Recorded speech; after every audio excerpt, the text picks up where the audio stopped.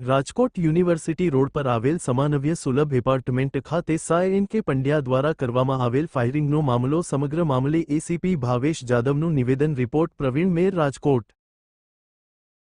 University police station વિસ્તારમાં ગઈકાલે રાત્રિના સમય દરમિયાન યુનિવર્સિટી રોડ શિવશક્તિ કોલોની સમન્વય સુલભ એપાર્ટમેન્ટ એ વિંગ ફ્લેટ નંબર 404માં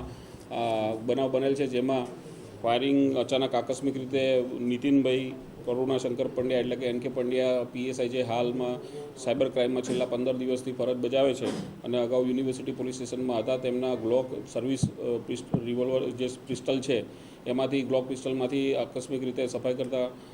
ફાયરિંગ થયેલું, તેની અંદરથી ગોળી નીકળતા તેમને હાથના ભાગે ઈજા થયેલી અને ફ્રેક્ચર થયેલું અને ત્યારબાદ ગોળી રિકોશેટ થઈને તેમની સાથે હાજર પૂજાબેન મહાવીરસિંહ પરમાર છે તેમને ગોળી પડખાના ભાગે વાગેલી અને આ બંને સારવાર હેઠળ છે અને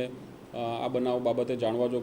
દાખલ કરવામાં આવેલ છે અને આગળની તપાસ પીએસઆઈ કરી રહ્યા છે. પ્રાથમિક કારણ આકસ્મિક રીતે બનેલું છે અને આ બાબતે એફએસએલને સ્થળ પર બોલાવવામાં આવી છે અને ખાલી કાર્ટીજ અને ફાયરિંગનું જે પિસ્ટલ છે એ કબજે કરવામાં આવેલ છે. અનુસંધાને